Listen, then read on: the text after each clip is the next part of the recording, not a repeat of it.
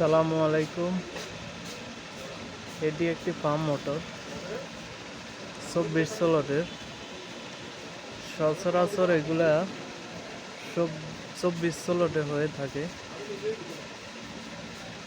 রানিংয়ের guard 6, 8, 10, 12 4 কয়েলের series. স্টার্টিংয়ের guard হয় 10, 12 2 কয়েলের সিরিজ। তারের গ্যাস হয় বেশিরভাগ ক্ষেত্রে 22, 24 অথবা 21, 23, বেশিরভাগ এরকমই হয়। ধন্যবাদ, সবাই ভালো থাকবেন।